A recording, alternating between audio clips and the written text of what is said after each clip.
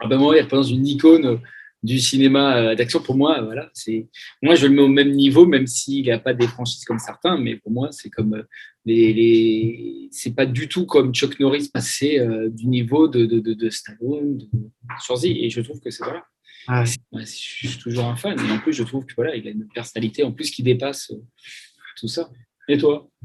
Moi, c'est mon enfance. Hein. C'est vraiment, il représente le rêve américain francophone, en quelque sorte.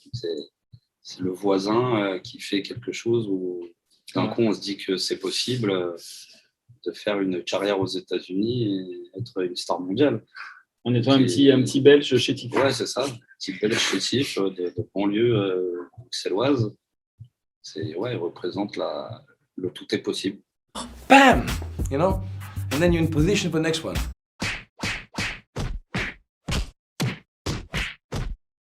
Je pense qu'il est sous-estimé en France. Ouais. On est déjà, et peut-être un peu en Belgique, on est déjà nul des prophètes dans son pays. C'est-à-dire que quand j'ai ce film-là, qui est un film global, qui va être vu dans le monde entier, quand je vais parler avec des journalistes ou des gens du monde entier, c'est une star, c'est une icône. En France, il y a ce truc-là, alors, machin, Van Damme et OR, personne ne me parle de ça parce que toutes ces vidéos-là, à l'international, ils ne les connaissent pas. Donc, ils connaissent la star. Donc, je pense que c'est essentiellement en France. Et même ce film-là, je vais être très honnête, personne n'en voulait au départ. Si on n'est pas au départ, souviens-toi, on a fait le tour de tous les guichets, comme on dit en France. Ah ouais, Van Damme, ça c'est typiquement français. Alors que dès que je parlais avec des journalistes, des Américains, pour eux, ils te le mettent comme Stallone. Hein. Ce sont des icônes des années 80-90. Ouais, et puis nous, après, en tant que comédien, tout ce qui est sur Van Damme de divertissement, OR, plus 1 et tout, c'est pas, même avec lui, nous, c'est pas ce qui nous intéressait. C'est qu'avant tout, le mec, c'est un bête d'acteur. Donc, nous, même lui, c'est ce qu'on a voulu lui faire comprendre dès le début. Nous, on n'est pas là pour rigoler de Jean-Claude Van Damme. Ça, c'est pour les autres qui regardent la télé. Mais nous, c'était avant tout de travailler avec le mec et l'acteur. Et je pense que c'est ce qu'il a vu chez nous dans notre sincérité. Et c'est ce qui a fait que ça l'a beaucoup touché. Oui, c'est ça aussi. Ça a vachement touché. De lui dire que nous, on n'était pas là pour se moquer de Jean-Claude Van Damme. Vous voulez jouer? On va jouer. En musique. Les acteurs l'ont beaucoup aidé parce qu'il n'était pas à l'aise. Il joue jamais. Et quand il a joué en français, ce sont des films où il avait peu de dialogue. Il avait des gros dialogues avec, par exemple, avec Miu Miu. J'ai passé mon dimanche, alors qu'il connaissait le dialogue, mon dimanche, il a essayé de le rassurer parce qu'il avait très peur. Il avait très peur et c'est vrai qu'il il a eu du mal. Il connaissait le dialogue par cœur. C'est pas le problème, c'est qu'après il a peur de mal faire, il a peur et voilà, il est moins à l'aise aussi avec le. Avec le français. Puis en plus, il fait pas exprès, c'est pas une caricature du français qui genre ne sait plus parler français. Il est comme ça. Bah ouais, il fait 40 ans qu'il parle en anglais, donc il a des vrais problèmes de mec qui parle anglais. Donc voilà, des fois ça arrivait, les prisons, il disait jail. Et on a gardé les choses. Et on a gardé les trucs parce que ça allait aussi, c'est bien. Pour moi, ce qui est chouette, parce que c'est un film d'action, on a fait quelque chose à la Belmondo, quoi. Il est très exigeant. Et c'est ça qui était des fois compliqué. Ouais. C'est-à-dire que même quand il faisait des scènes de bagarre, il fallait toujours être au maximum. Et ici, il y a des choses qui étaient plus difficiles dans le jeu, dans tout. Ça le mettait dans un état d'angoisse et d'énervement. Parce que ça, il ne supportait pas. Il était très, très stressé à le souci de bien faire. Donc même nous, c'était d'essayer de le rassurer au maximum parce qu'il est bon. Donc, mais ouais, non, il est très exigeant avec lui-même.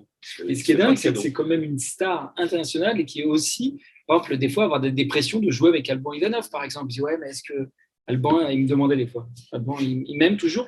Après une journée, par exemple, il m'aime toujours, Alban. Je dis, bah oui, il t'adore. Toujours besoin de savoir que les acteurs l'aiment. C'est comme beaucoup de grandes stars. Ils ont besoin d'amour. C'est une fou. De venir le soir me dire, est-ce que Alban, il m'a aimé aujourd'hui? Oui. Je dis, bien sûr, il t'adore.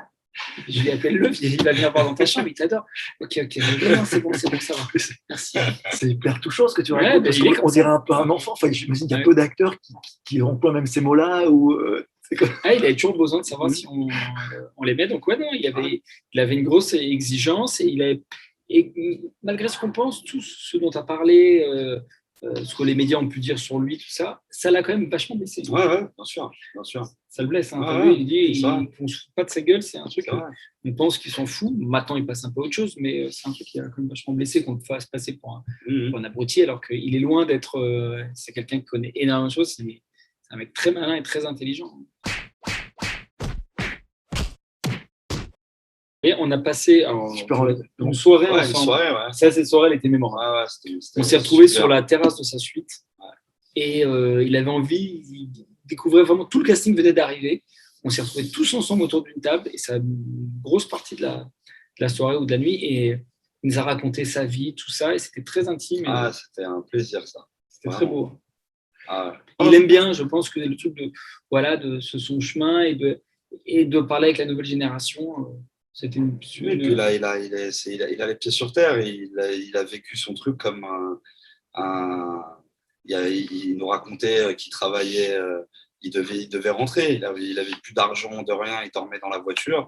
Et puis, c'est vraiment le coup du destin qui, par la détermination. Et puis, à un moment donné, il y a l'étoile, elle brille, quoi. Donc, mais même lui, quand il raconte, même lui, des fois, je pense qu'il en revient toujours pas que ça s'est passé comme ça, parce que ça peut pas être. Tu peux pas dire que ça va être ce jour-là que ça va se passer. Donc, il a de la magie.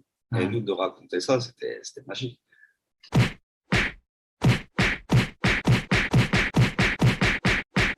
J'ai l'impression de travailler, de faire un film américain, quoi. Parce que quand tu le filmes avec Thierry Arbogast, le chef-op, il y a une manière quand même de prendre, quand il est devant la porte, il fait, non, c'est du 54, tu vois. Il y a une manière de tourner son regard et de prendre de la lumière. Tu es dans un pur film américain des années 90, quoi. Et c'est vrai que sur le plateau, tu ne te rends pas compte parce qu'on est dans le travail, mais le soir, quand je regardais les rushs, je dis, il a quand même un truc. Et moi, mon chef-op, quelqu'un qui est quand même très avare en compliments. Ah oui. D'accord avec moi. Ouais. Thierry Arbogast, c'est pas du genre, il me dit, il est bon, il prend bien la lumière. Il a une manière de savoir, quand la caméra va être là, il va tourner sa tête un peu de 3/4, prendre le regard comme ça, il connaît la caméra mieux que personne. Et il a ce truc j'avais l'impression de travailler avec vraiment, mais c'est ce qu'il est d'ailleurs. C'est un putain d'acteur américain. Ça. Même s'il est belge. S'il est belge. C'est impressionnant par l'expérience qu'il a. On ne vient pas du tout du même registre, mais en même temps, c'est pour ça que je voulais y aller. C'était que lui, il m'apporte ce que je n'ai pas, la connaissance du film d'action et de tout ce qu'il sait faire. Et puis moi, c'était de lui amener la comédie, la connerie pour le mettre à l'aise. Et vous ressemblez quand même pas mal. Ce sont pas mal de choses. Un côté très vrai chez vous. Proche des fins de toi. C'est vrai. Non, franchement, il y a un truc qui s'est passé entre vous. Il y a un truc quand même. Alors, sincérité. Voilà, exactement. Alors que sur le papier, mais il y a un truc très vrai. Et je trouve que vous ressemblez. C'est un truc qui lui ressemble le plus dans. C'est vrai. Parce que le côté nature, du coup.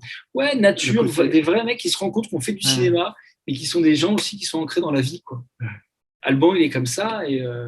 mais ça, c'est que c'est d'abord l'humain avant l'acteur, tout ce que tu veux.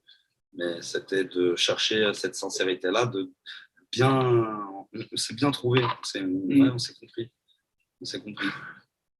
Et ils sont aimés, vraiment. Ouais, c'est vrai. Hein. Non, mais c'est vrai.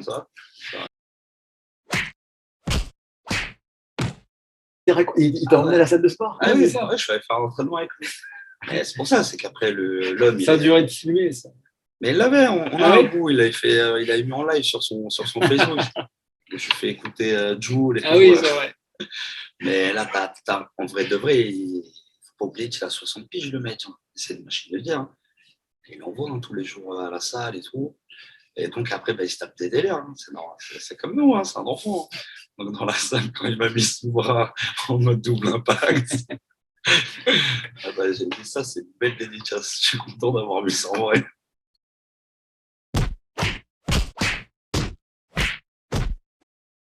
Si ça vous plaît, c'est super.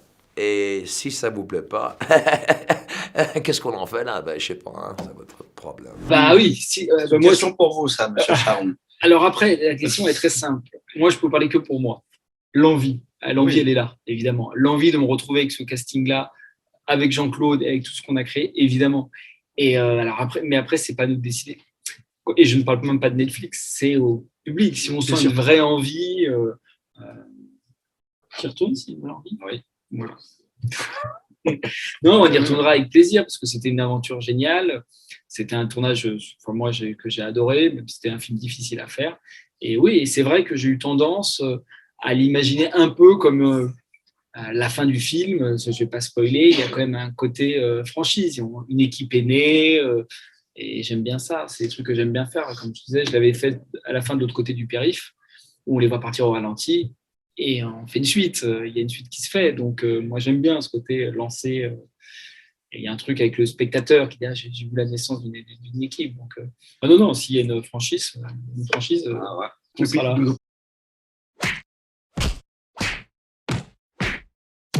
Ouais, il y en a un parce que je le trouve très fun. Il est très 90s, mais très fun. C'est Time Cop. Ah ouais. C'est son rapport avec le méchant qui passe d'une époque à l'autre. Non, moi, je trouvais que Time Cop est très fun. Et il y a Full Contact aussi, j'ai vu qu'il passe. Moi, toujours, c'est Blue Sport, kickboxing. Et un, tu vois, où j'espère qu'ils vont le mettre, c'est Chasse à l'homme. Ah ouais, Chasse à l'homme. Il a les cheveux longs. Ouais, il a un mulet derrière. Il a le mulet. Il attrape le serpent à main nue dans les bois. Ah, je l'ai vu celui-là. On dirait Lorenzo Lamas, le rebelle, Ouais, chez Jono. Ah bah oui, Jean-Claude le rebelle. c'était l'époque. Hein. Ah, il était bien. Tu fais de ton mieux avec ce que tu as. Vrai reconnaissent vrai, gros.